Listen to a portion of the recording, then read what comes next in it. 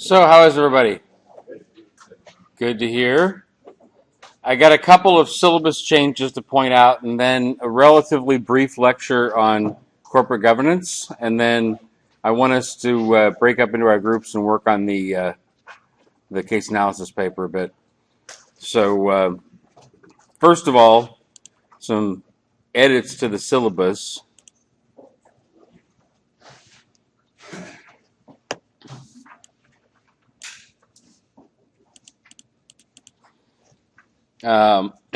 This week is the same. I'm covering corporate governance today and corporate responsibility on Wednesday. Friday will be a Globus question and answer day like normal. And then next week, I'm actually going to cover my lecture on management and do a review session. And then we won't have class on Friday because it's Cesar Chavez Day. And then the week of April 3rd, we're going to have a special topics lecture on the finance section of your case analysis paper in particular. And then your second writing assignment is due not this coming weekend, but next weekend. And what I want you to do for the second writing assignment, I want you to think of something that you could do better in your interaction with other people. I want you to do that and take note in a journal of how people react to whatever it is that you change. So I want you to write me a little paragraph or two, no more than a page, on something you could do better in your interaction with other people, and go ahead and do that, and note how people reacted to it.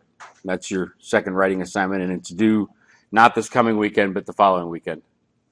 Email it to you, correct? Yeah, email me attachment. What was that, Deborah? April 2nd, yes. And then finally, your draft case analysis papers are going to be due right before spring break. So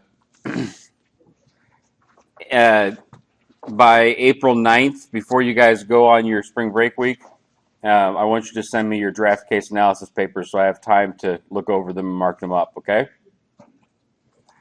So that is it for edits to the syllabus. And that case analysis paper, is that a page? Is that... No, that's your template. Oh, that's the one that we've been working on. Yeah, the one you've been working on. I want you to send me the draft of what you've got done. Okay. Before you leave for spring break. Okay. Any other questions? Okay, then let's talk a bit about corporate governance.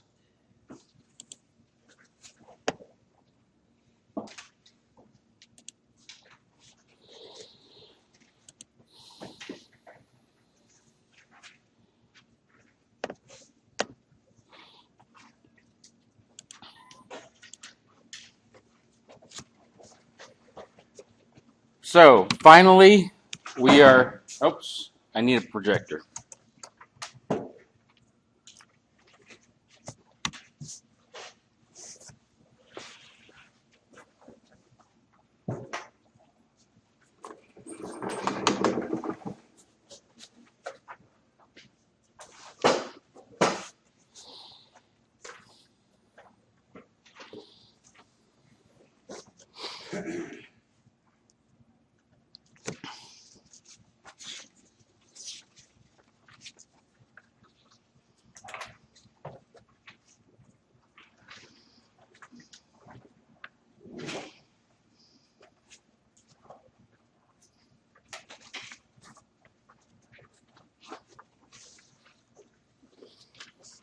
Okay, so finally, we've left the strategic analysis area of the Hambrick model, and we're now in the supporting organizational arrangements section of the Hambrick model. And in terms of your textbook, we've left the strategy formulation box here, and we're now over in strategy implementation, chapter 10, corporate governance. So that's where we're at in the big picture of things. There's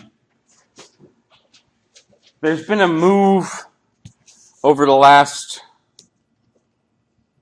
150 years or so, from corporations where ownership and management were in the hands of the same people, to a model where ownership and management are divided. So there are shareholders of a large corporation who are the owners of that organization, and then managers in the corporation who actually manage the day-to-day activities, and they're two different sets of people. And then in the middle, you've got a board of directors who is responsible for considering the priorities, the wishes, the goals of the owners, the shareholders, and making sure that the managers of the company are doing those things. So some of the reasons for this shift, as organizations or corporations get bigger, they just simply are too unwieldy to have ownership and control in the hands of the same people. The more that you divide labor, or the more that you have technological innovation, the more it lends itself to a separation of ownership and control as well. Vertical integration, like we talked about, the week before last. As you have more and more separate divisions of the company, the more sense it makes to have separation of ownership and control as well. So all of these trends have been going on for quite a long time, but key to this class is understanding that the kinds of organizations we're studying in here have a separation of ownership and control. The shareholders who are not involved in the day-to-day management of the company. There's a board of directors who translates the wishes of those shareholders into directives for management, and then there's managers inside the company who actually do the day-to-day management of the company. Some of the issues with boards and governance, there can be goal incongruity. There can be a difference in goals or difference in opinions about goals between owners and managers. There's information asymmetry, which basically means that managers have a lot more information about what's going on in the firm than owners do. It's not balanced. And then finally, managers may be more or less risk averse than owners are. When owners want the company to grow more aggressively, sometimes managers are more cautious in that regard. So there's a divergence in goals and interests a lot of times between owners and managers. There's a couple of theories in academia about the role of corporate boards in managing organizations. One is called agency theory, and agency theory basically says that managers will naturally act in their own self-interest. Shareholders will naturally act in their own self-interest, and that there is a difference in those two interests. So the board of directors is there to make sure that the interests of shareholders are taken care of by managers. And then resource dependence theory basically says that boards of directors are a conduit for firms to gather resources from the outside environment. So their connections to other organizations, their expertise in different areas of management and of different industries is critical for bringing resources into the firm. There's also a question of board independence. So there's outsiders versus insiders on boards of directors. Um, Insiders are people who actually work for the company, but are also managers, are also members of the board of directors. Outsiders are people who do not work for the company in any way, shape, or form. So you want to have a balance of outsiders versus insiders on any corporate board. You don't want to have all people that work in the firm. You don't want to have all people who are not part of the firm. You want to have a balance between those two. And then finally, um, some of the issues that boards are tasked with these days. Things like Sarbanes-Oxley and Dodd-Frank, which are laws about reporting of corporate activities, corporate profits, corporate expenses, and so forth that have come out of some of the scandals of corporate malgovernance that have happened over the last 20 years. Um, Compensation for managers is another key issue in board and governance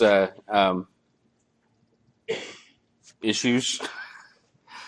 Basically, the board is tasked with deciding how much the managers of the company should make, and there's been a lot of scandals in the last several years about managers making giant runaway salaries, and the board needing to control the large salaries of corporate managers. And then finally, there's things like mergers and acquisitions, poison pills, which are basically elements of a deal which will for a merger or an acquisition which will poison the deal for both parties.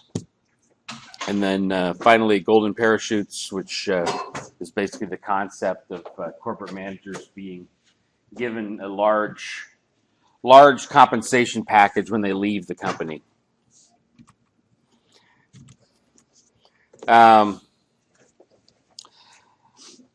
got here a table of some of the academic work that's been done on board of directors roles and responsibilities over the course of time, and all of the different things that a board is responsible for. So going from Axelrod here to Block to Poole to Ingram, similar themes, slightly different articulations. So one of the jobs of boards is to determine the mission and purpose of the company. So you'll see determine mission and purpose, determine an organization's mission. All of these are similar articulations of the same concept, that boards are responsible for determining mission and purpose in the firm. They're responsible for recruiting, hiring, evaluating, rewarding, terminating, if necessary, executive directors and other senior management in the firm. They're responsible for approving and periodically revising long-range plans for the corporation, for the institution. Responsible for determining, monitoring, and strengthening the organization's programs and services. So basically, the day-to-day operations of the company, making sure to monitor and strengthen those. Ensuring effective fiscal management and raising money. So both exercising oversight over the finances of the firm, as well as going out and representing the firm when it issues more stock or bonds or whatever to bring in more capital to the firm. They're responsible, in a kind of related vein, for advancing the organization's public image, and they're also responsible for recruiting and selecting new board members. So, kind of a table of work that's been done over the last 20 years on the importance of boards and what their main responsibilities are in companies. Um, finally, having a diverse board is sort of related to this outsider versus insider thing. In addition to having people who are part of the firm and people who are not part of the firm, you want to have people from different ethnic backgrounds. You want to have both men and women. You want to have people from different educational backgrounds, people from different international backgrounds, people from different cultures, people from different industry backgrounds. You want to have as much diversity as possible in your board. And there's an interesting equation to measure diversity called Simpson's index, and it's basically an equation for looking at the total number of people who are a certain type of person and dividing that by the total number of people in the classroom. So as a like short exercise of how that works, I'm curious how many people in here have a management focus or management concentration in your. Okay, so 1, 2, 3, 4, 5, 6, 7, 8. 8 out of, we got about 45 students in the classroom. So if we use this formula here, 8 divided by 45 squared. But now we want to do a sum of things. So now instead of management concentration, how many people in here have a marketing concentration? 1, 2, 3, 4, 5. So 5 over 45 squared. And how many people have a small business concentration? Erica, looks like you're the only one. I wish there were more. 1 over 45.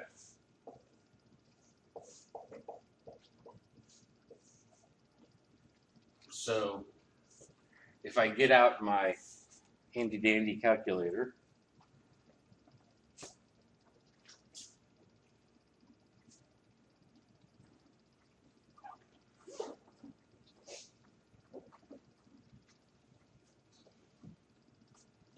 divided by 45 equals 0.17, 0.18, let's call it 0.18 squared plus 5 divided by 45 is 1/9. So what is that in decimals? 0.11 squared plus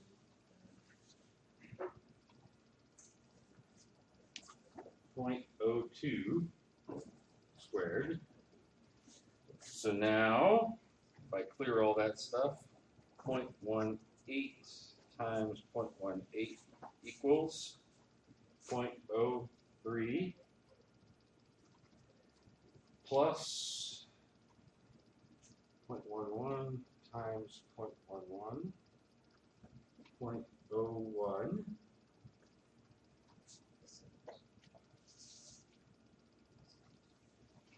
and 0.02 times 0.02 is 0.004, so basically 0.00. So 0.03 plus 0.01 plus 0.00 is 0.04. So in our little example of the level of diversity of this classroom right here, it's a 0.04 on the Simpson index, which is a relatively low score. So the higher this number is, the more diverse the organization.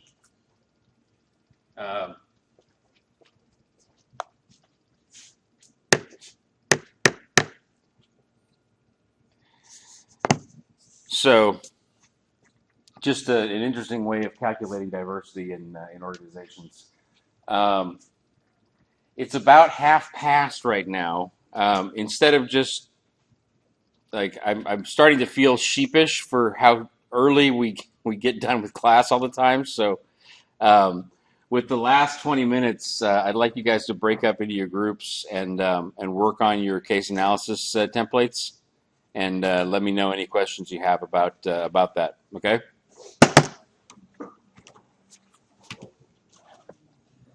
What days are good for you? Saturday?